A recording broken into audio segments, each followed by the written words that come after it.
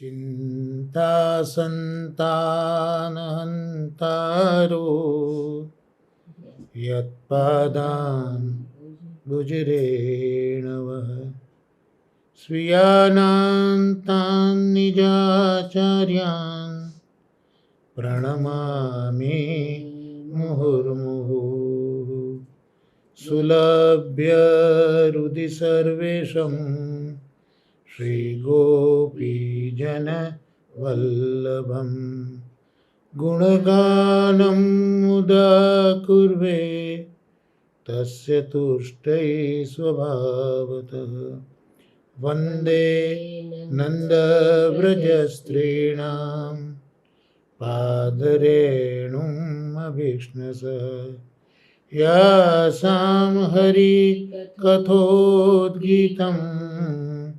पुनाति भुवनत्रयम्। ગઈ વખતે શ્રીમદ ભાગવતના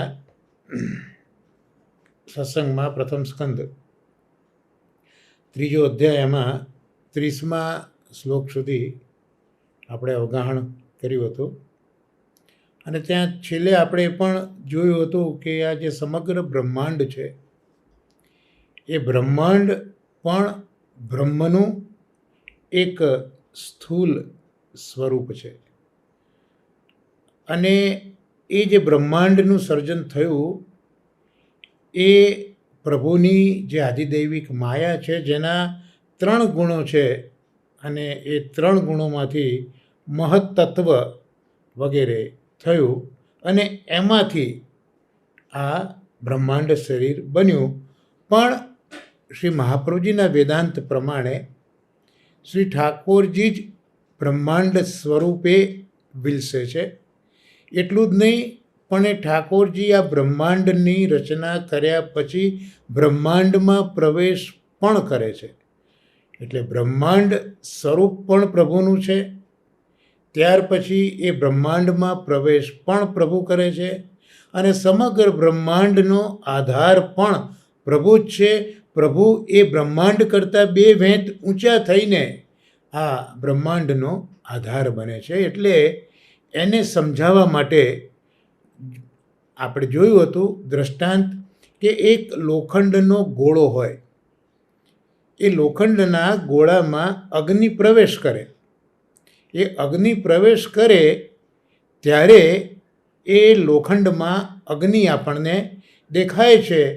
એટલે એ લોખંડના ગોળામાં રહેલો અગ્નિ આપણને પ્રતીતિ કરાવે છે અને એમ લાગે કે આ સમગ્ર ગોળો જ અગ્નિ છે, પણ વાસ્તવમાં તો એ લોખંડનો ગોળો છે અને એમાં અગ્નિ પ્રવેશ કરે છે. એવી જ રીતે પ્રભુની જે આદિદૈવિક માયા એમાંથી ઉત્પન્ન થયેલા સત્વ રજ તમ ગુણથી બનતું મહત્વત અને મહત્તત્વમાંથી સર્જાયેલું આ બ્રહ્માંડ, એ બ્રહ્માંડમાં પ્રભુ એ જ રીતે પ્રવેશ્યા છે જે રીતે લોખંડના ગોળાની અંદર અગ્નિ પ્રવેશે છે. તો લોખંડના ગોળામાં આપણને અગ્નિનો અનુભવ થયો.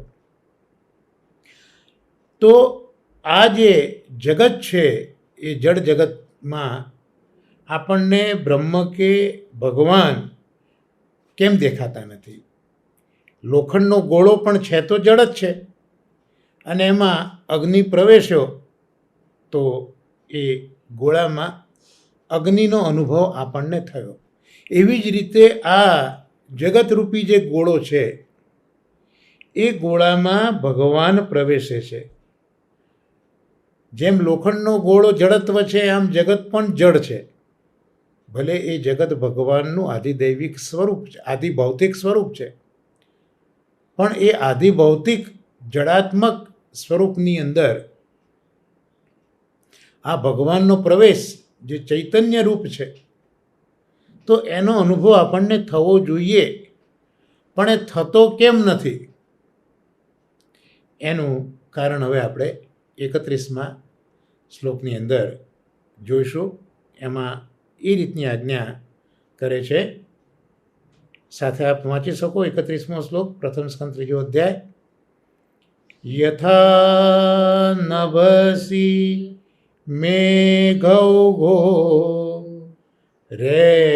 રેણુર્વા પાર્થ પાર્થિવો નિલે એવં દૃષ્ટરી દૃશ્યત્વ મારોપિત બુદ્ધિભી.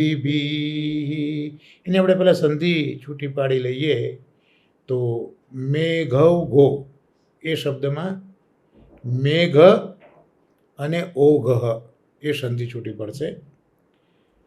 પાર્થિવો નિલે એમાં પાર્થિવ અનિલે આવી સંધિ છૂટી પડશે. અને દૃશ્યત્વ મારોપિત બુદ્ધિભી ત્યાં દૃશ્યત્વમ આરોપિતમ અબુદ્ધિભી આ રીતે આ સંધિ વિચ્છેદ આપણે જોયો.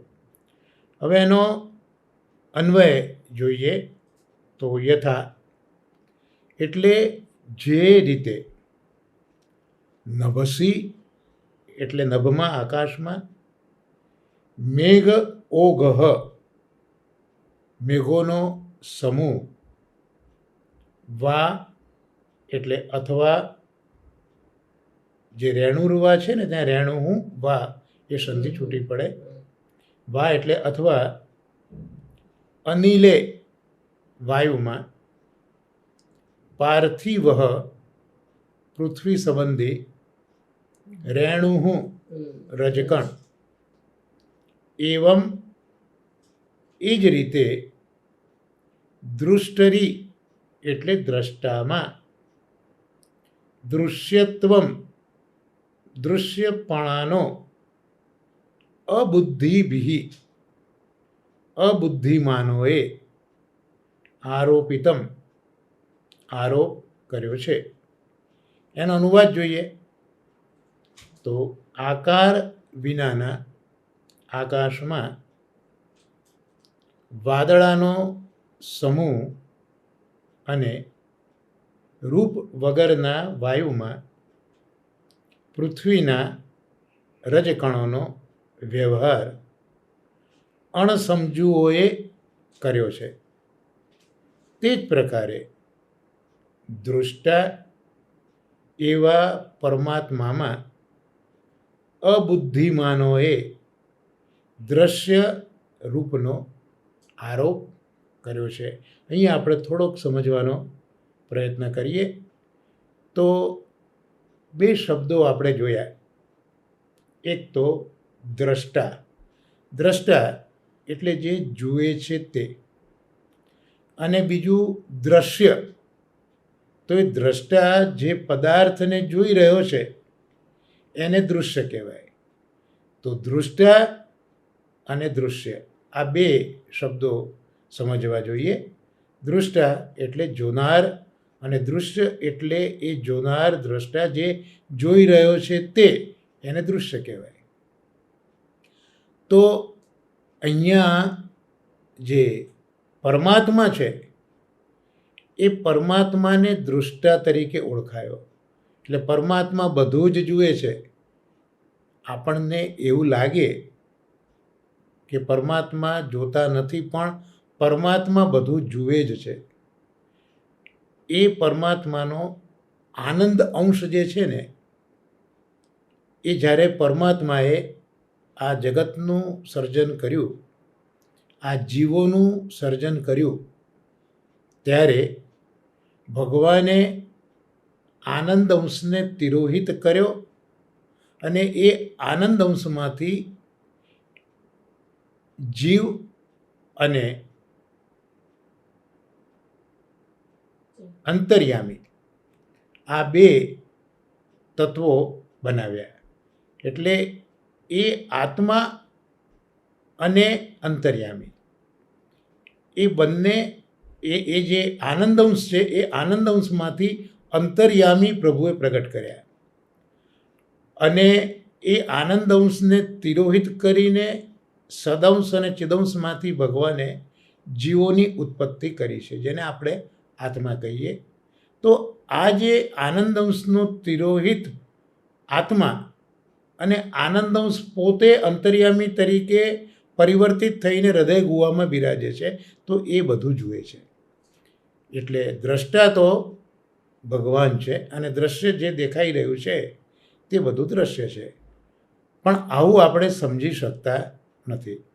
એટલે લોખંડના ગોળામાં અગ્નિની અનુભૂતિ થાય છે, પણ આ બ્રહ્માંડમાં પ્રવેશેલા પ્રભુની અનુભૂતિ થતી નથી. એનું કારણ એટલું જ છે કે ખરેખર તો આપણે બધા એ દ્રશ્ય છીએ અને દ્રષ્ટા એ ભગવાન છે. પણ આવો અનુભવ કેમ થતો નથી એનું કારણ અહીંયા એ બતાવ્યું કે આકાશ છે, એ આકાશમાં કોઈ જ આકાર નથી. પણ એ આકાશમાં જ્યારે પેલા વાદળો છવાઈ જાય, વાદળોનો સમૂહ, એ વાદળો જુદા જુદા જુદા આકારવાળા હોય, એટલે આકાર વગરનું આકાશ પણ આ વાદળોના લીધે, જુદા જુદા વાદળોના આકારના લીધે એ આકાશ પણ આપણને આકારવાળું દેખાય છે. એવી રીતે જે વાયુ છે એ વાયુમાં પણ કોઈ આકાર છે નહીં. પણ એ વાયુમાં જ્યારે રજકણો આવી જાય ત્યારે એ વાયુ રૂપે અનુભૂતિ આપણને આપે, જેને આપણે વંટોળ તરીકે ઓળખીએ. પણ હકીકત શું છે? નથી આકાશમાં આકાર કે નથી વાયુમાં આકાર, પણ વાદળોના લીધે આકાશમાં આકાર દેખાયો અને રજકણોના લીધે વાયુમાં આકાર દેખાયો. પણ છે નહીં આકાર. પણ આ આકાર છે એવું સ્વીકારી લીધું. કોણે સ્વીકાર્યું આવું? તો એવી વ્યક્તિઓ જે અણસમજુ છે.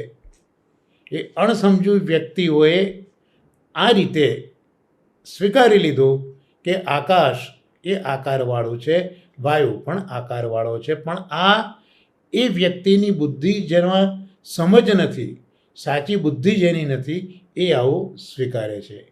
એવી જ રીતે આ સકલ બ્રહ્માંડમાં પ્રવેશેલા પ્રભુ એ પોતે દ્રષ્ટા છે.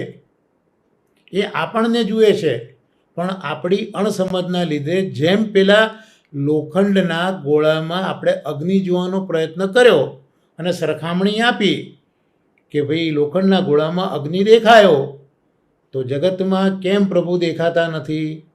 તો એનું કારણ અહીંયા બતાવ્યું કે આપણી અણસમજ છે. કઈ અણસમજ છે?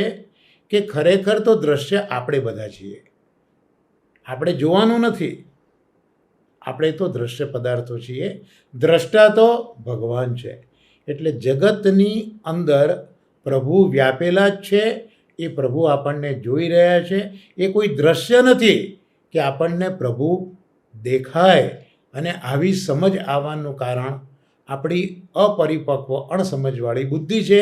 જે બુદ્ધિ આકાશની અંદર અને વાયુમાં નિરાકાર હોવા છતાં પણ એમાં આકાર જુએ છે.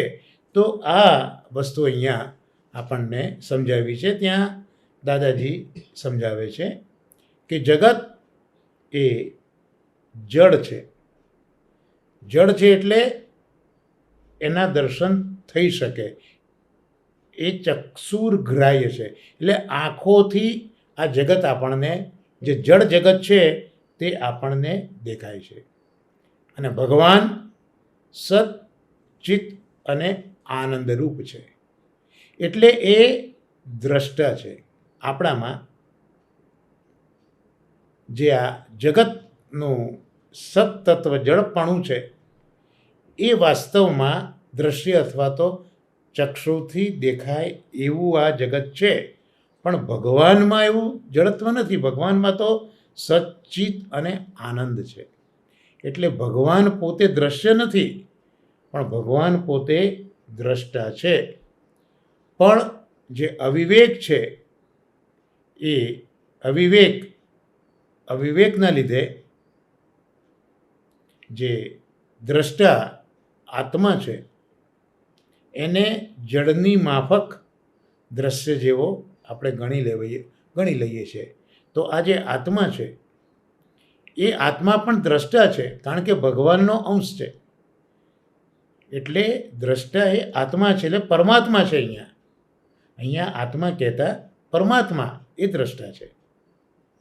પણ જગત જડ છે ને દ્રશ્યમાન છે એવું આપણે ભગવાનને પણ દ્રશ્ય તરીકે સ્વીકારી લીધો. એનું કારણ આપણો અવિવેક છે. પણ વાસ્તવમાં એ વસ્તુ સાચી નથી. અવિવેક તો ગોળાને અગ્નિ ગણે. અહીંયા ગોળાને અગ્નિનું જે દૃષ્ટાંત આપ્યું છે ત્યાં દાદાજી સમજાવે છે કે અવિવેક કોને કહેવાય? તો ગોળાની અંદર અગ્નિ છે, તો ગોળો જુદો છે, અગ્નિ જુદો છે, અને અગ્નિ એ ગોળો નથી. આ વિવેક છે. પણ અવિવેક કોને કહેવાય?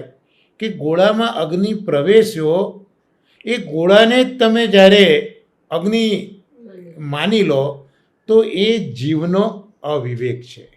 એટલે અવિવેકના લીધે એ અગ્નિ પણ ગોળામાં પ્રવેશેલો હોવાથી એ અગ્નિ જ ગોળા જેવો લાગ્યો. જ્યારે વિવેક શું છે? તો વિવેક એ ગોળાની અંદર અગ્નિને જુએ છે. તો આ વિવેક અને અવિવેક, સમજ ગેરસમજ કોને છે એ અહીંયા બતાવી છે કે લોખંડના ગોળામાં રહેલો અગ્નિ, એ અગ્નિને જે અલગ રીતે જોઈ શકે છે એનું નામ વિવેક છે. અને એ અગ્નિને જ ગોળો માને છે એનું નામ અવિવેક છે. કારણ કે વાસ્તવમાં એ વસ્તુ છે નહીં. આમ આ સમજ વધારે આપવા માટે અહીંયા બે દ્રષ્ટાંતો આપણી પાસે મૂક્યા. જેમ આપણે હમણાં જ જોયા કે જેમ આકાશ એ તો આકાર રહિત છે, પણ એમાં પેલા નીલ રંગના મેઘ હોય એ જોઈને આપણને આકાશ નીલ રંગનું લાગે. કે ખૂબ જ વાદળો હોય ત્યારે આકાશ આપણને ઘનાઘન એવું આપણને આકાશ લાગે. તો આ જે આપણી સમજ છે આકાશ વિશેની, કે આ આકાશ તો નીલ આકાશ છે, આ તો ઘનાઘન આકાશ છે, તો આવી કોઈ પણ જાતના આકાર વગરના આકાશમાં આપણે આકારો જોયા તો દાદાજી કહે છે આનું નામ ભ્રાંતિ છે. આ ભ્રાંતિ છે. એવી જ રીતે વાયુમાં પણ રૂપ નથી, પણ પેલી રજકણો આમાં દેખાઈ અને વંટોળ આવ્યો એટલે આપણે એ વાયુને પણ એ વંટોળના આકારથી ઓળખી નાખ્યો. તો આ આપણી ભ્રાંતિ છે. આ જ પ્રકારે ચેતન દૃષ્ટા આત્મા એટલે પરમાત્મા છે, ચૈતન્યયુક્ત છે, એ પોતે દ્રષ્ટા છે. અને એમાં દ્રશ્યનું એટલે ભગવાન કેમ દેખાતા નથી? આ જે વિચાર આવે છે ને કે જો આ વિશ્વમાં આ પ્રપંચમાં ભગવાન છે તો દેખાતા કેમ નથી? એનું કારણ એ કે ભગવાન આપણને જુએ છે. આપણે બધા દ્રશ્ય સ્વરૂપે છે, આપણે દ્રષ્ટા નથી. દ્રષ્ટા તો ભગવાન છે, આત્મા પરમાત્મા છે. પણ ભૂલથી આપણે અજાણપણાએ જેમ પહેલાં આકાશની અંદર આપણે આકાર જોયો, જેમ પહેલાં વાયુમાં આપણે આકાર જોયો, એવી રીતે આ ભગવાન દ્રષ્ટા છે, એ દ્રશ્યરૂપ બની ન શકે. પણ આપણે આપણા અવિવેકના લીધે એ ભગવાનને દ્રશ્ય તરીકે માની લીધો. એટલે આપણી આ સમજ અહીંયા ઊભી થઈ છે. એવું આ શ્લોકની અંદર આપણે સમજવાનું છે. ત્યાર પછી 32મો શ્લોક આપણે જોઈશું.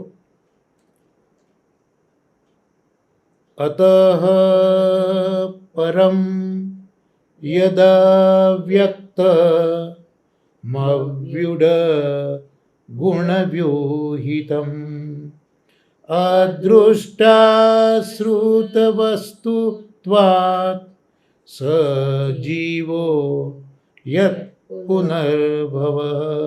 અહીંયા પણ આપણે સંધિ વિચ્છેદ જોઈ લઈએ તો યદવ્યક્તમવ્યુડ ગુણ વ્યુહિતમ, ત્યાં સંધિ છૂટી પડશે યત અવ્યક્તમ અવ્યુઢ ગુણ વ્યુહિતમ.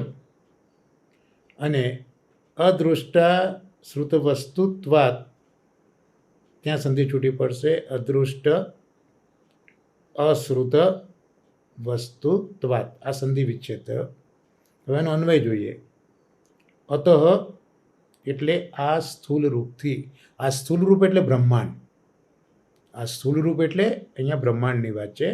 આ સ્થૂલ રૂપથી પરમમ એટલે બીજું, અલગ, યત એટલે જે, અદૃષ્ટ અશ્રુત વસ્તુત્વાત એટલે ન જોયેલી ન સાંભળેલી વસ્તુ રૂપે હોવાથી, અવ્યૂઢ ગુણવ્યૂહિતમ ગોઠવાયેલા આકાર વિનાના ગુણોથી રચેલું, અવ્યક્તમ અસ્પષ્ટ સૂક્ષ્મ સહ જે તત્વ છે તે જીવ જીવાત્મા છે, યત પુનર્ભવ જેનો પૂર્વજન્મ થાય છે. હવે એનો આપણે અનુવાદ જોઈએ. તો આ સ્થૂલ રૂપ એટલે આ બ્રહ્માંડ, ઠાકોરજીનું સ્વરૂપ એક સ્થૂલ છે જ્યાં બ્રહ્માંડ, અને ઠાકોરજીનું બીજું એક સૂક્ષ્મ રૂપ છે જે આત્મા, અને અંતર્યામી તરીકે તો હૃદયની ગુહામાં બસેલા જ છે. તો આ જે સ્થૂલ બ્રહ્માંડ છે એ સ્થૂલ બ્રહ્માંડ રૂપથી એક અલગ બીજું જુદું સ્વરૂપ ભગવાનનું અહીંયા છે એવું અહીંયા બતાવે છે. તો આ બીજું સ્વરૂપ છે, તો એ સ્વરૂપ કેવું છે? તો કહે છે કે એ સ્વરૂપ એવું છે કે જે આંખે દેખાઈ શકતું નથી, જે કાને સંભળાતું પણ નથી. આવી વસ્તુનું એ બનેલું છે. એટલે એમાં હાથ પગ વગેરે આકાર એમાં છે નહીં, એટલે આકાર રહિત ગુણોથી રચેલું છે. આ તત્વ એવું છે કે જેને કોઈ આકાર નથી. આકાર નથી એટલે દેખાતું નથી, સંભળાતું નથી, અને હાથ પગ વગેરે આકાર, કારણ કે આકાર આનંદનો હોય, અને અહીંયા તો આનંદ જીવની અંદર તિરોહિત કરેલો છે. એટલે હાથ પગ વગેરે આકાર રહિત ગુણોથી રચાયેલું એક બીજું તત્વ છે. બ્રહ્માંડ એક તત્વ આપણે જોયું સ્થૂલ, અને આ બીજા તત્વની વાત કરી એ હવે સૂક્ષ્મ છે. બ્રહ્માંડ સ્થૂલ છે, દેખાય છે, અને બીજું તત્વ સૂક્ષ્મ છે એટલે અવ્યક્ત છે. અવ્યક્ત એટલે એ આપણે એનો અનુભવ કરી શકતા નથી. તો આવું જે ભગવાનનું બીજું સ્વરૂપ છે એને જીવાત્મા તરીકે ઓળખાવે છે. એટલે જીવાત્મા જે છે એ ઓળખ આપી કે એનો પૂર્વજન્મ થાય છે. આ એની ઓળખ આપી કે આ જીવાત્મા છે એ વારંવાર જન્મ લે છે. તો ભગવાનના 31મા શ્લોકમાં બ્રહ્માંડરૂપી સ્થૂલ શરીરની વાત કરી. બ્રહ્માંડમાં ભગવાન પ્રવેશેલા છે, પણ કેમ એ દેખાતા નથી એનું કારણ 31મા શ્લોકમાં આપણને બતાવ્યું. અને 32મા શ્લોકમાં એ સ્થૂલ સ્વરૂપ બ્રહ્માંડથી નોખું બીજું એક સૂક્ષ્મ શરીર, જે સૂક્ષ્મ સ્વરૂપ છે પ્રભુનું, એ આપણને બતાવ્યું, જે જીવાત્મા તરીકે ઓળખાય છે. અહીંયા દાદાજી કહે છે કે આ શ્લોકમાં જીવના સ્વરૂપ વિચારમાં જીવમાં ભગવદ બુદ્ધિ જ વાસ્તવિક છે. જીવ બુદ્ધિ તો ગૌણ છે, એટલે અહીંયા જીવની અંદર પણ ભગવદ બુદ્ધિ કરવી. જીવ બન્યો કઈ રીતે? તો પ્રભુએ જ્યારે સૃષ્ટિ સર્જનનો વિચાર કર્યો ત્યારે એમાંથી સદંશમાંથી જળ જગત પ્રગટ કર્યું, જ્યાં ચિદંશ અને આનંદંશ તિરોહિત રાખ્યા, અને સદ અને ચિત્ત એ બંનેમાંથી પ્રભુએ આત્મા પ્રગટ કર્યો. આનંદ અંશને તિરોહિત રાખ્યો.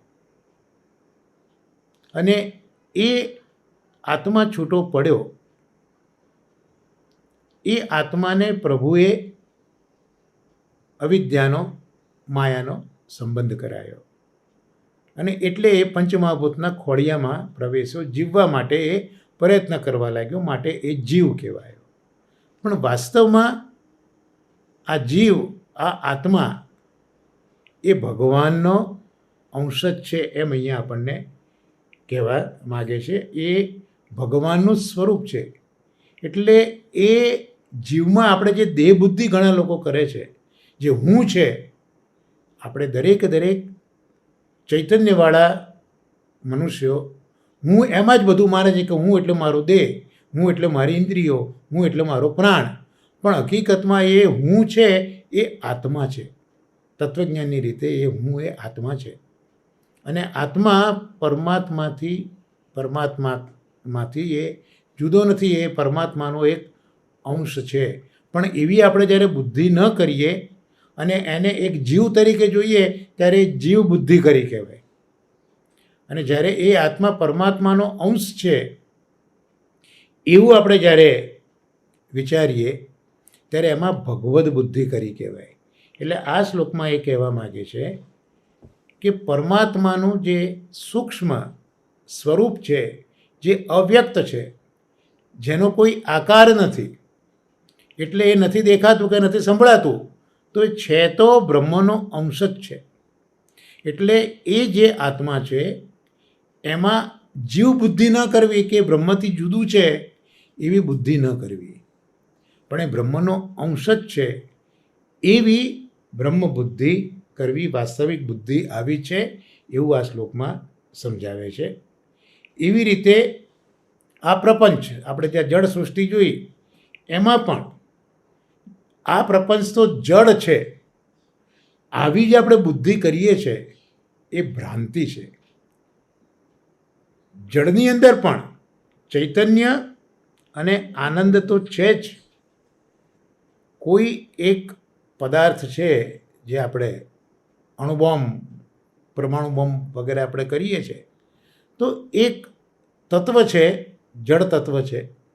એના અનેક ભાગ કરતાં પરમાણુ થયો અને પરમાણુનો વિસ્ફોટ થયો. એટલે દેખાતું એ જળ તત્વ, એમાં જે પરમાણુની ગતિ છે એ ચૈતન્યનું નિરૂપણ કરે છે. અને એમાંથી થતો વિસ્ફોટ એ પહેલાં છુપાયેલા આનંદનું સ્વરૂપ છે. એટલે જડત્વમાં, આ પ્રપંચમાં પણ જળ બુદ્ધિ ન કરવી. એ જળ બુદ્ધિ જે આપણે કરીએ છીએ એ આપણી ભ્રાંતિ છે. પણ આ જે પ્રપંચ છે એ જળ નથી, પણ એ પણ ભગવાનનો અંશ છે, ભગવાનનું આદિ ભૌતિક સ્વરૂપ છે. આ ભગવદ બુદ્ધિ છે, આ જ વાસ્તવિક બુદ્ધિ છે. એટલે આ આત્માને, જીવને સમજવા, આ જળ જગત પ્રપંચને સમજવા માટે આપણે ભગવદ બુદ્ધિ રાખવી જોઈએ કે આ જે કંઈ છે દેખાતું જગત એ બધું બ્રહ્મ જ છે. જે નરસિંહ મહેતાએ આપણને સમજાયું કે બ્રહ્મ એ જ અનેક રૂપે થઈને બ્રહ્મ લટકા કરે બ્રહ્મ સાથે. એટલે આ જગતમાં, આ પ્રપંચમાં જળ બુદ્ધિ ન કરાય, પણ ભગવદ બુદ્ધિ કરવી જોઈએ કે આ ભગવાનનો જ સદંશ છે. પણ ભગવાને પોતાની લીલા માટે એની અંદર ચૈતન્ય અને આનંદને તિરોહિત કર્યો છે, પણ છે તો એ ભગવદ અંશ જ છે. તો આ ભગવદ બુદ્ધિ પ્રપંચમાં કરવી. એવી રીતે આ આત્માની અંદર પણ એ આત્મા જુદો છે એવી બુદ્ધિ ન કરતા એ આત્મા પણ એ ભગવાનનો જ અંશ છે. સદંશ અને ચિદંશ રાખીને ભગવાને આનંદંશ તિરોહિત કર્યો છે, ભગવાનનો અંશ છે. તો આવી જીવમાં પણ ભગવદ બુદ્ધિ જ કરવી. તો પ્રપંચમાં, જગતમાં, જડત્વમાં અને જીવમાં આવી બુદ્ધિ જો આપણે કરીએ, ભગવદ બુદ્ધિ કરીએ, તો એ જ બુદ્ધિ વાસ્તવિક છે એવું આપણને અહીંયા કહેવા માગે છે. કારણ કે જગત પણ છે તો ભગવાનના સદંશનું જ સ્વરૂપ. અને એવા આ જગતને આપણી ભાષામાં, વેદાંતની ભાષામાં પ્રપંચ કહ્યું. તો એ પ્રપંચમાં જો ભગવદ બુદ્ધિ થાય તો જ એની અંદર આપણને ભગવદ ભાવ આવે, અને ભગવદ ભાવ આવે તો ભગવદમાં આસક્તિ થાય, અને ભગવાનમાં આસક્તિ થાય તો આપણે એની ભક્તિ કરી શકીએ. આમ જે આગલા શ્લોકોમાં જોયું, 30મા શ્લોકમાં જે સ્થૂલ રૂપ બ્રહ્માંડ, અને એ બ્રહ્માંડમાં પ્રભુ પ્રવેશેલા છે, એ ન દેખાય એનું કારણ આપણે 31મા શ્લોકમાં જોયું.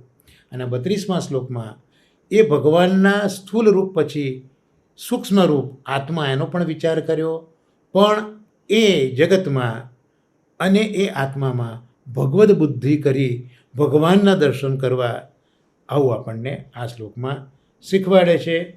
અહીંયા જે આત્મા છે એની ઓળખ મહાપ્રભુજી પણ પોતાના વેદાંતમાં એવી રીતે આપે છે કે કર એટલે હાથ, ચરણ એટલે પગ વગેરે આકાર ન પામેલા ગુણોથી વ્યાપ્ત તત્વ, એનું નામ જીવ. કારણ કે જીવ છે એ તો એક અણુ જેવો છે. શ્રુતિઓએ, વેદે એનું માપ આપ્યું છે કે વાળનો અગ્રભાગ હોય એના ક્રોસ સેક્શન કરીએ એની ટીપના, અને એના 10,000 ભાગ કરીએ તો એ અગ્રભાગના 10,000માં ભાગ જેટલો, અણુ જેટલો આ જીવ છે. એટલે એ જીવમાં હાથ પગ વગેરે આકારો આપણને દેખાતા નથી, પણ એ મૂળ તો પ્રભુનો અંશ જ છે, એમ મહાપ્રભુજી આપણને સમજાવવા માગે છે. જેમ આકાશ છે એમાં છિદ્રો નથી, પણ એ આકાશને આપણે ચારણીથી જોઈએ તો એ આકાશમાં અનેક છિદ્રો આપણને દેખાય છે.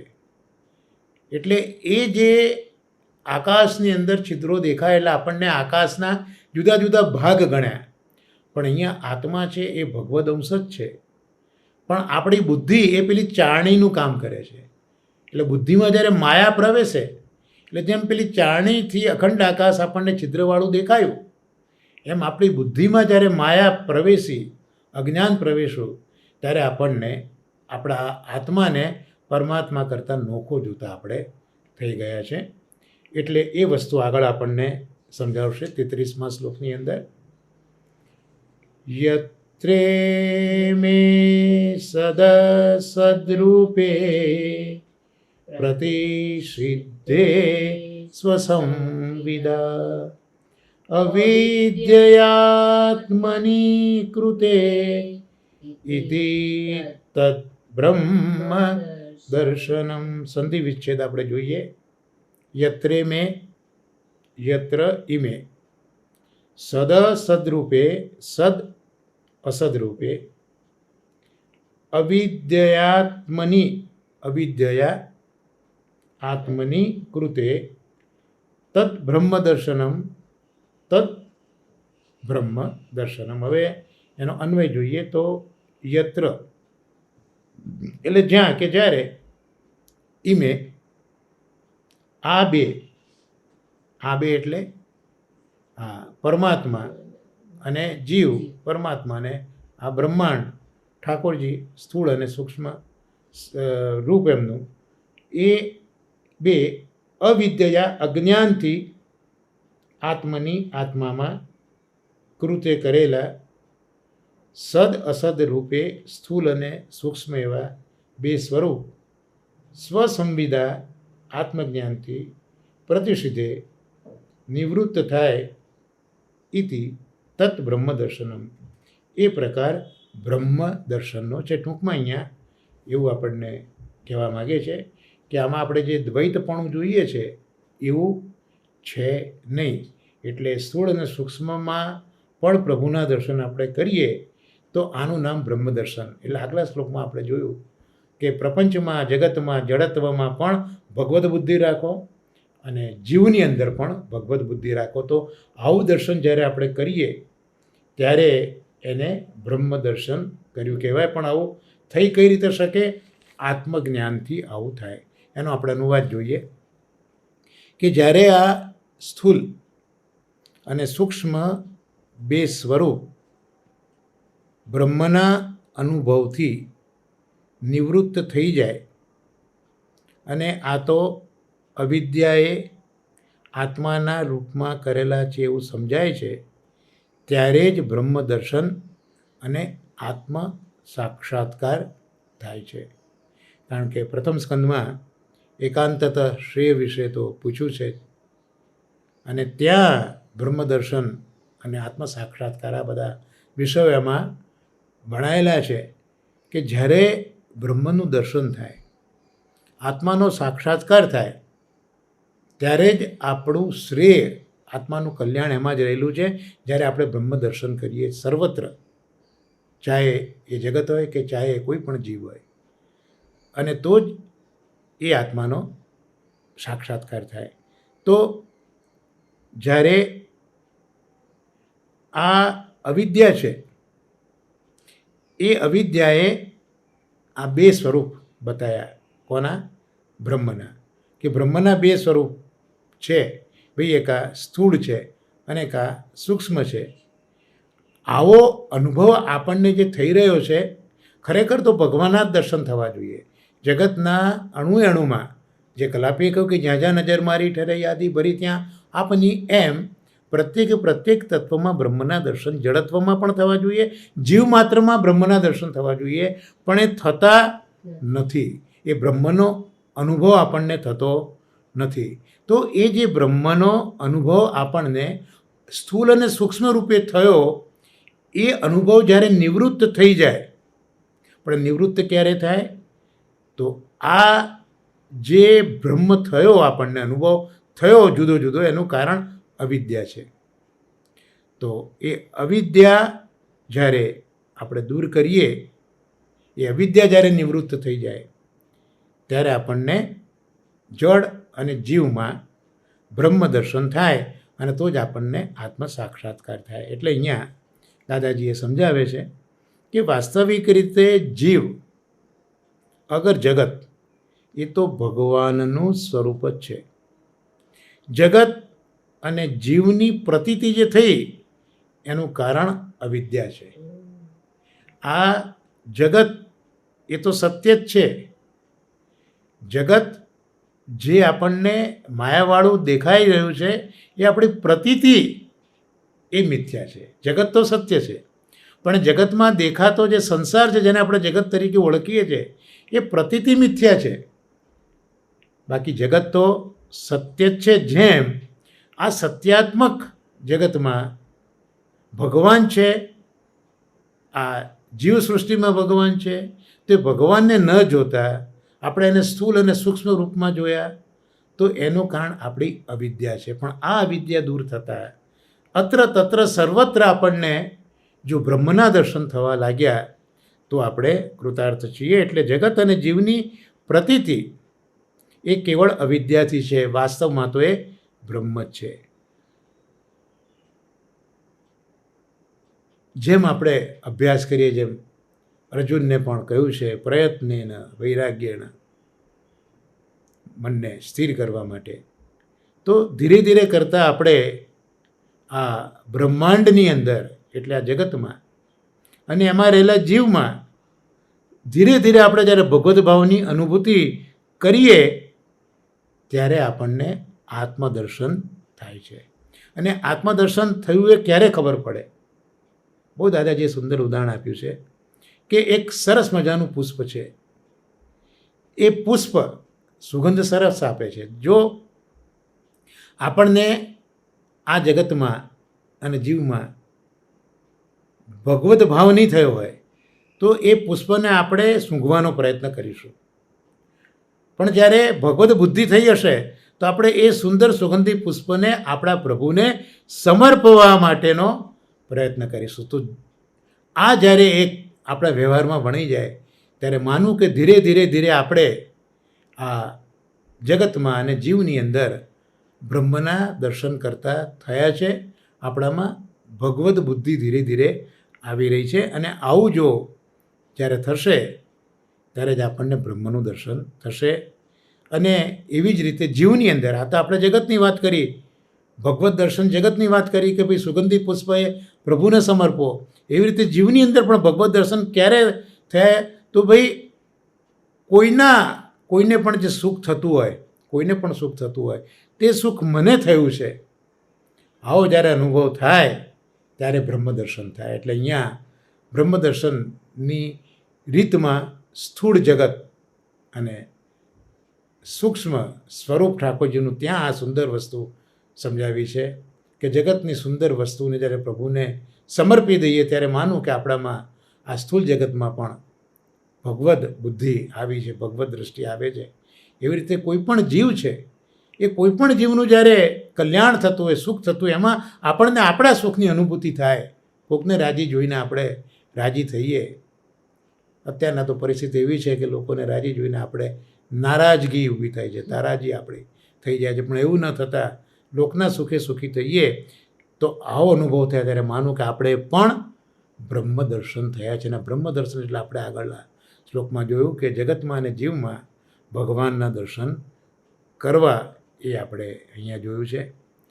અહીંયા જે સદ અસદ બે સ્વરૂપ આપણે શ્લોકમાં જોયો તો જે સદરૂપ છે એ સૂક્ષ્મ જીવરૂપ છે અને અસદરૂપ છે એ સ્થૂલ બ્રહ્માંડ છે. આ જે શબ્દ છે એના વિશે વધારે માહિતી આપણને દાદાજી આપી કે સદ અસદ જે શબ્દ વપરાયો એમાં સદરૂપ એ સૂક્ષ્મ જીવ માટે વાપર્યો છે અને અસદરૂપ જે છે એ સ્થૂલ બ્રહ્માંડ માટે વાપર્યો છે. તો આ જ્યારે બ્રહ્મદર્શન જ્યારે કરવું હોય ત્યારે જે અવિદ્યા છે એ અવિદ્યાને આપણે દૂર કરવી પડે. અને એ અવિદ્યા દૂર કઈ રીતે થાય તો શ્રવણ, મનન, ભક્તિ આ બધું કરીએ તો એનાથી આપણને સ્વરૂપ જ્ઞાનની પ્રાપ્તિ થાય. શ્રવણ, મનન અને ભક્તિ, આનાથી આપણને સ્વરૂપ જ્ઞાન થાય.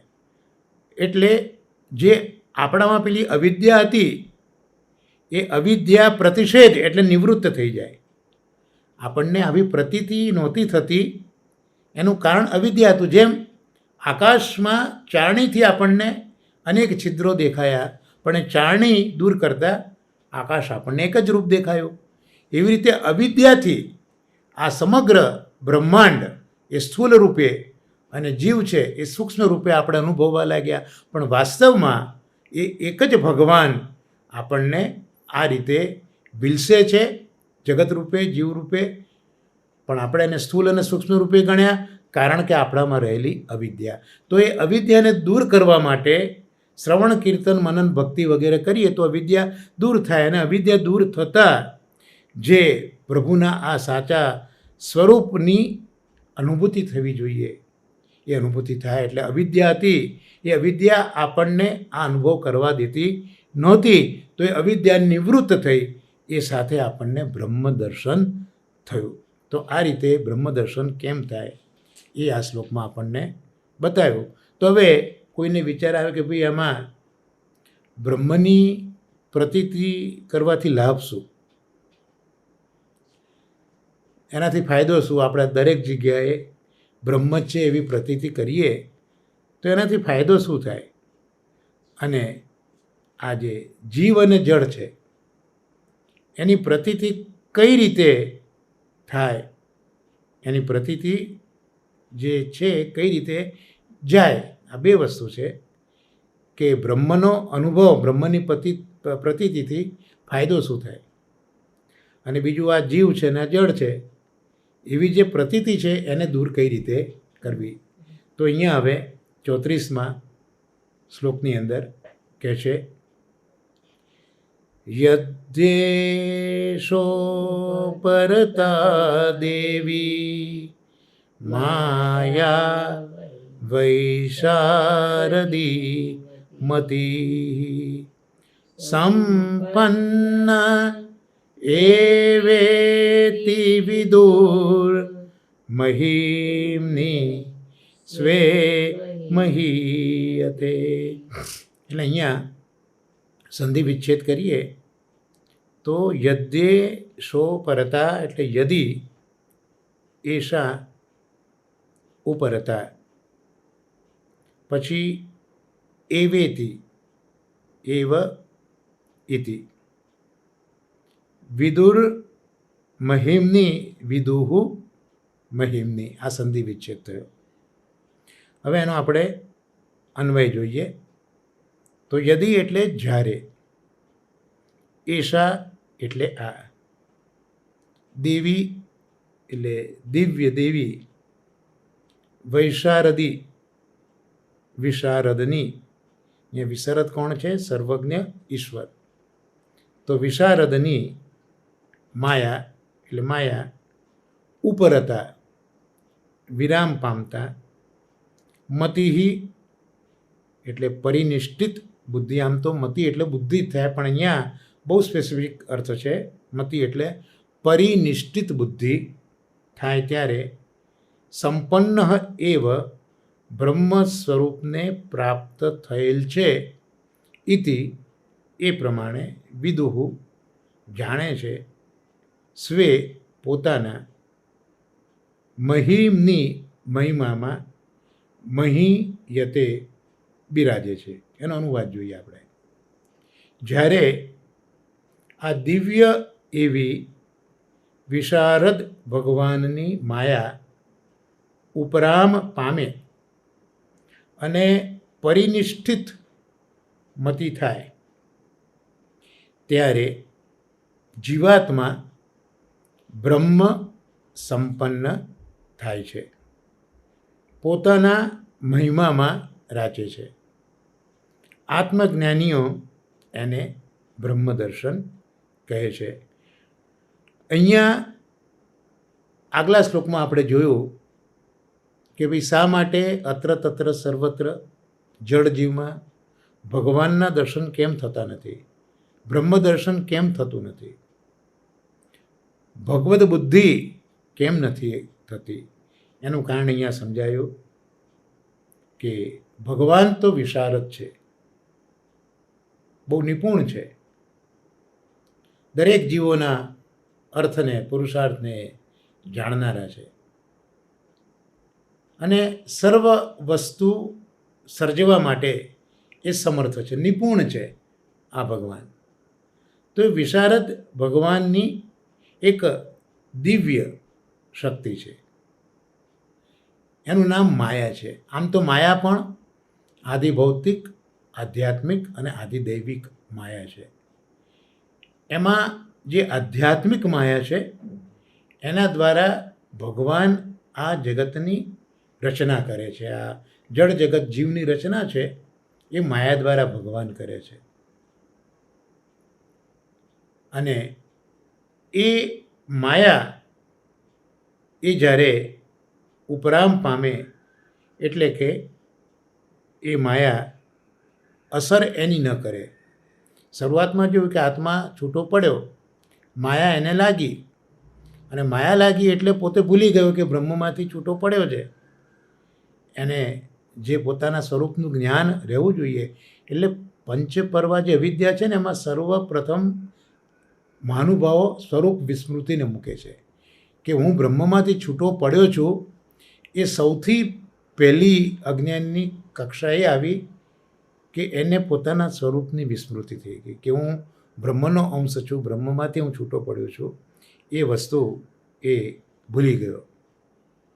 એટલે જે આ માયા છે એ માયા એ જ્યારે નિવૃત્ત થઈ જાય, કારણ કે જે આધિભૌતિક માયા છે એ આધિભૌતિક માયા જ અહંતા મમતા ઊભી કરે છે. દેહની અંદર અહંતા અને દ્રવ્યની અંદર મમતા એ આધિભૌતિક માયા ઉત્પન્ન કરે છે. અને આધ્યાત્મિક માયાથી પ્રભુએ આ જગતની રચના કરી છે, અને આધિદૈવિક માયા છે તો પ્રભુને લીલામાં ઉપયોગી છે. તો હવે આ જે માયા છે, આધિભૌતિક માયા છે, એ માયા આપણને ભગવાનના દર્શન કરવા દેતી નથી. એટલે એ જ્યારે દૂર થાય ત્યારે આપણી જે બુદ્ધિ છે એ બુદ્ધિ પરિનિષ્ઠિત બુદ્ધિ બને છે. એટલે પરિનિષ્ઠિત બુદ્ધિ કોને કહેવાય? કે જે બુદ્ધિ સ્થિર છે, જે બુદ્ધિ ભગવાનના દર્શન કરે છે દરેક જગ્યાએ, એને પરિનિષ્ઠિત બુદ્ધિ કહેવાય. કે હવે એને એની બુદ્ધિની નિષ્ઠા ભગવત દર્શનમાં છે. તો જ્યારે આવી પરિનિષ્ઠિત મતિ થાય, બુદ્ધિ થાય, ત્યારે જીવાત્મા બ્રહ્મ સંપન્ન થાય છે, ત્યારે એને બ્રહ્મની પ્રાપ્તિ થાય છે.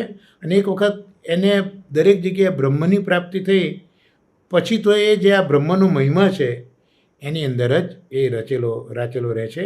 અને જ્યારે આવી સ્થિતિ થાય ત્યારે આત્મજ્ઞાનીઓ એને બ્રહ્મ દર્શન કહે છે. તો આ બ્રહ્મ દર્શન, બ્રહ્મની પ્રતીતિથી શું લાભ થાય? તો એ લાભ અહીંયા આપણને બતાવ્યો. હવે અહીંયા માયા વિશે સમજાવે છે કે માયા એક ભગવાનની વિલક્ષણ શક્તિ છે. અને વ્યાસ મહર્ષિજીએ પણ જોયું છે સમાધિમાં કે આ માયા એ જીવોને ભગવાનથી દૂર કરે છે, પણ જે ભક્તો છે, ભગવાનના શરણે ગયા છે, એના પર માયાનો પ્રભાવ થતો નથી. માયા એવા ભક્તોથી દૂર ભાગે છે, એ દર્શન કરેલું છે. તો આ જે માયા છે એ ભગવાનની એક શક્તિ છે. અને આ શક્તિ બે ક્રિયાઓ કરે છે. આ બે ક્રિયાના નામ આપ્યા, સંજ્ઞા આપી, પ્રવૃત્તિ અને નિવૃત્તિ. એટલે માયા એક પ્રવૃત્તિ કરે એ એની એક શક્તિ છે, અને બીજી આ માયા નિવૃત્ત થઈ જાય, આ એની બીજી શક્તિ છે. એટલે આ બે પ્રકારની શક્તિ એના નામ આપ્યા, એની સંજ્ઞા આપી, પ્રવૃત્તિ અને નિવૃત્તિ. એના પરથી આપણને શબ્દ મળ્યા માયા અને મતિ. જ્યારે એ માયા પ્રવૃત્તિ રૂપ બની જાય, જ્યારે માયા એ પ્રવૃત્તિરૂપ બને છે ત્યારે એ આવરણ કરે છે. એટલે જે આ દર્શન થવા જોઈએ એ દર્શન આપણને કરવા દેતી નથી. અને જ્યારે એ માયા દૂર થઈ જાય ત્યારે આપણને દર્શન કરવા મળે છે. એટલે શાસ્ત્રીજીએ સમજાયું છે કે જળ વસ્તુ અને જીવ ભગવાન તરીકે દેખાય, સમજાય, ત્યારે વિશારદ ભગવાનની દેવતારૂપ માયા એ શાંત થઈ જાય છે. એ શાંત થાય પણ એનો સ્વભાવ છે એ ચૂકતી નથી. એટલે નિસ્વભાવ થતી નથી, એનો સ્વભાવ તો એ માયા પકડી જ રાખે છે, પણ એ શાંત થઈ જાય છે, એટલે એક્ટિવ થતી નથી, પણ એ મતિરૂપા થાય છે. એટલે નિસ્વભાવ થતી નથી પણ એ માયા શાંત થઈ જાય છે, તો એને મતિરૂપા કહ્યું કે મતિરૂપ બને છે. અને જ્યારે તે પ્રવૃત્તિ કરે છે ત્યારે તે માયારૂપ બને છે. તો આજે આપણે બે ક્રિયા જોઈ, પ્રવૃત્તિ અને નિવૃત્તિ. તો એ જ્યારે માયા જ્યારે શાંત થઈ જાય ત્યારે તે મતિરૂપ બને છે, અને જ્યારે પ્રવૃત્તિ કરે છે ત્યારે તો એ માયા જ હોય છે. એટલે જ્યારે એ નિવૃત્તિ રૂપા હોય ત્યારે તે મતિ બને છે. એટલે મતિ એટલે ભગવાનમાં સુદૃઢ ભક્તિ, એનું નામ મતિ કહેવાય. કારણ કે માયા નિવૃત્ત થઈ ગઈ છે, શાંત થઈ છે, એને એનો સ્વભાવ તો છોડ્યો નથી જ. એટલે પાછી જ્યારે એક્ટિવ બને, પ્રવૃત્તિ કરે, ત્યારે તો અજ્ઞાન ઊભું કરી જ દે, ત્યારે તો માયા જ બને. એટલે પ્રવૃત્તિ જ્યારે કરતી થાય ત્યારે માયા રૂપે આવે, અને જ્યારે નિવૃત્ત થઈ જાય ત્યારે મતિરૂપ બને.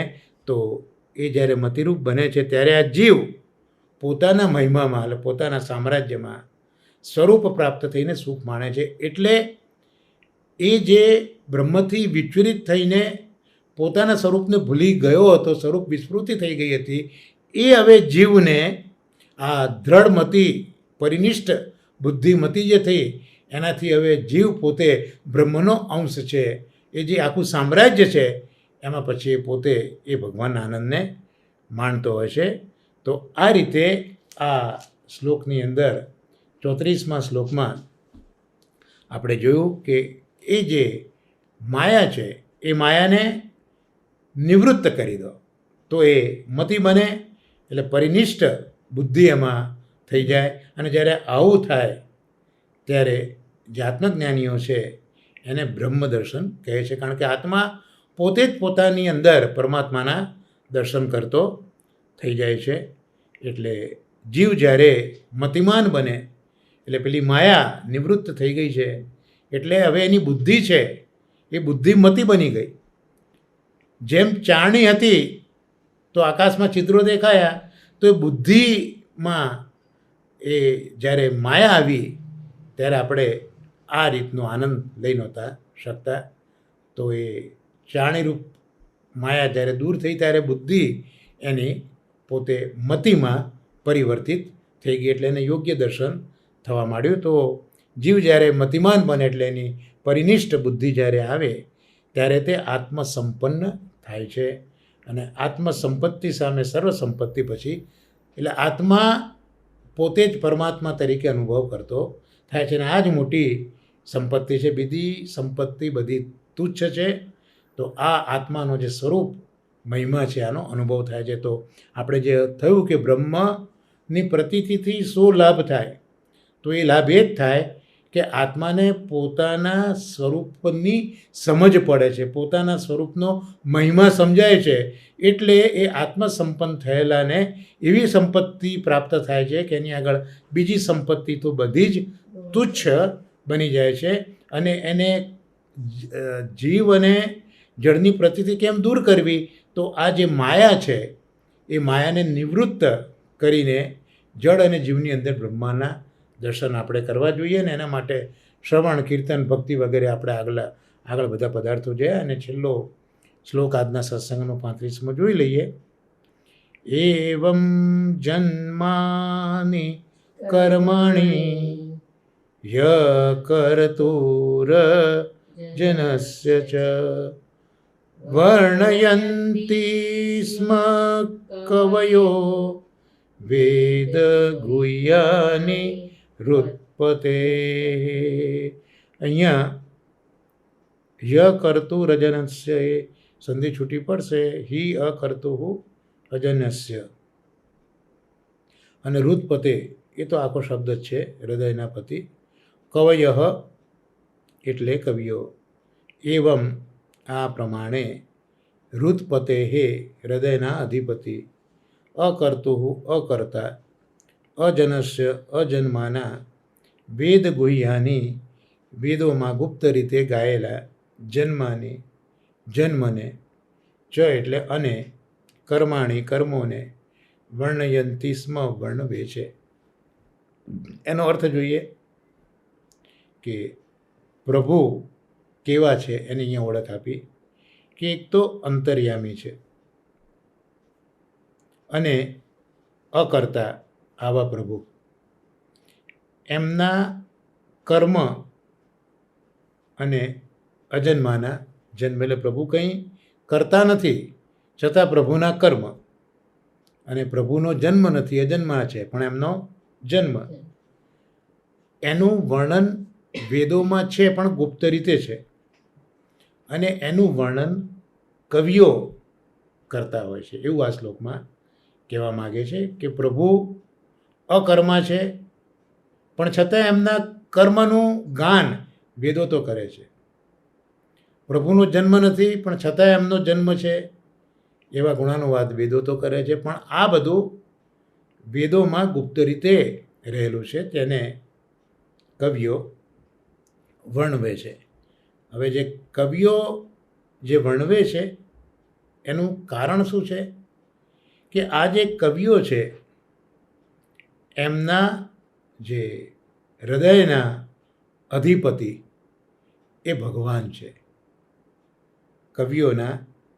કવિઓએ પોતાના હૃદયના અધિપતિ ભગવાનને સ્વીકારી લીધા છે કે ભગવાન જ અમારા હૃદયના અધિપતિ છે. તો કવિતા એ કેમ બને છે, તો આવા જે કવિઓ છે એમના હૃદય એ સરોવર જેવા છે, અને સરોવરમાં બધા ઝરણા આવતા હોય છે. તો કવિતા છે એ કવિતા એ હૃદયરૂપી સરોવરનું એક ઝરણું છે.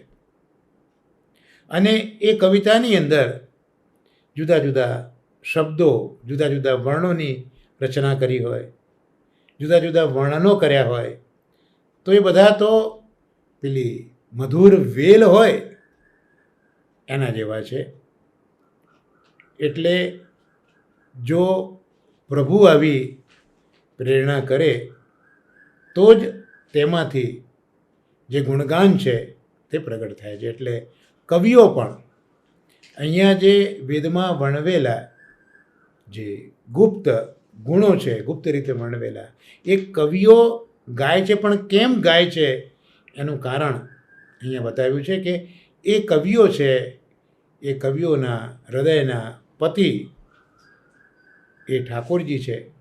એટલે એવા કવિઓના હૃદય એ સરોવર જેવા બની જાય છે. એટલે એમાં નીકળતી કવિતાઓ એ પેલા ઝરણા જેવી હોય છે, અને કવિતાઓમાં રહેલા શબ્દો અને વર્ણન એ પેલી એક મધુરી વેલ હોય એના જેવા હોય છે. ટૂંકમાં પ્રભુ જ એમને પ્રેરે છે તો જે ભગવાનની સ્તુતિ કરી શકે છે. તો આ રીતે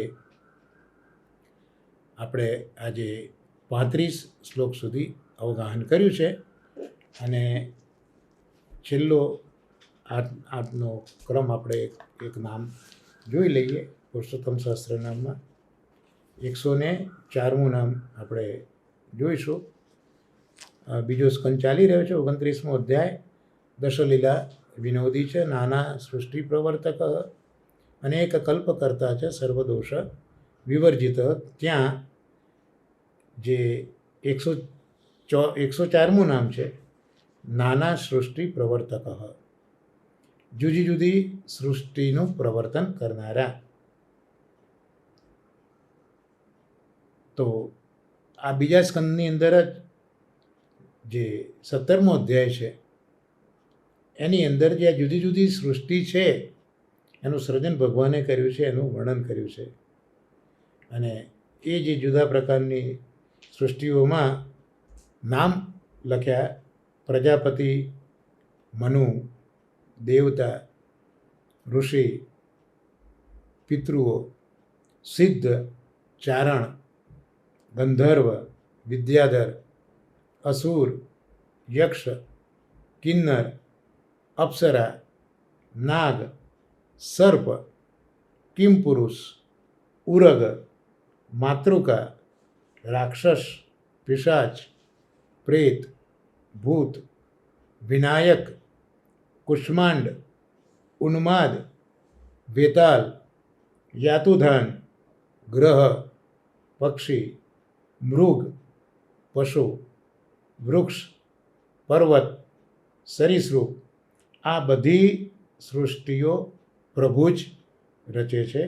એટલે વિવિધ સૃષ્ટિ રચના એ પ્રભુની અસાધારણ શક્તિ છે. આજે હમણાં જ જે ભાગવતના આપણા સત્સંગમાં પણ આપણે જે અજ્ઞાની લોકો એમની દૃષ્ટિથી આ બ્રહ્માંડમાં ભગવાનનો સ્થૂલ દેહ જુએ છે, તો એ સ્થૂલ દેહની અંદર ભગવાને જુદા જુદા જીવોની સૃષ્ટિ મૂકી છે. એટલે આજના સત્સંગ પછી એવું આપણે વિચારવું જોઈએ કે આ દેખાતા પ્રપંચમાં પણ ભગવાન વિલસી રહ્યો છે. એ દર્શન કરવાનો આપણે પ્રયત્ન કરવો જોઈએ. અને દર્શન ત્યારે જ થાય જ્યારે આપણે શ્રવણ, કીર્તન અને ભક્તિ સતત કરીએ, ત્યારે ધીરે ધીરે એ દર્શન થાય. એવી રીતે આ જળ જગતમાં જે ચૈતન્યયુક્ત સૃષ્ટિ છે એ સૃષ્ટિનું સર્જન પણ ભગવાને જ કર્યું છે. એટલે ભગવાન જ એ સ્વરૂપે વિલસે છે. તો એ સૃષ્ટિમાં પણ, એ જુદી જુદી સૃષ્ટિમાં પણ ભગવાનના દર્શન કરવા એવું આજના સત્સંગમાં આપણે જોવા મળ્યું. તો આવી જુદી જુદી સૃષ્ટિનું પ્રવર્તન કરનારા ભગવાન છે. એવી ભગવાનની આવી અસાધારણ શક્તિ છે. તો આજના આ સત્સંગને આપણે અહીંયા વિરામ આપીએ. શ્રી આચાર્ય ચરણોના ચરણકમલમાં નિવેદિત કરીએ. કારણ કે આખી એ અદ્વૈત વેદાંત જે છે, ઐચ્છિક દ્વૈત પણ છે, શુદ્ધ અદ્વૈત, એ જે આખી વિચારસરણી છે કે રૂપ, નામ, કાર્ય, કારણ, આ જે પ્રકાર છે એ ભગવાનના ઈચ્છાથી જ થયા છે, પણ અલ્ટિમેટલી તો બધું ઠાકોરજી જ છે. તો મહાપ્રભુજીના ચરણોમાં આજના સત્સંગને આપણે નિવેદિત કરી સાથે આશ્રયના પદનું ગાન કરીશું સાથે ભેગા મળીને. દ્રઢઈન ચરણન કેરો ભરોસો, દ્રઢઈન ચરણન કેરો, શ્રી વલ્લભ નખ ચંદ્ર છટા બિન સબ જુગ માજ, અંધેરો ભરોસો દ્રઢઈન ચરણન કેરો, साधन और नहीं आकली में, जासू होत निवेरो, सूर कहा कहे दुविधा धड़ो, बिना मोल को चेरो भरोसो, दृढ़ चरणन केरो. श्री गोवर्धन नाथ की जय, श्याम सुंदर श्री अमने महाराणी की जय, श्री आचार्य श्री महाप्रभु जी की जय. सर्वे वैष्णव ने मारा वर्षाना भगवत स्मरण અને વંદન.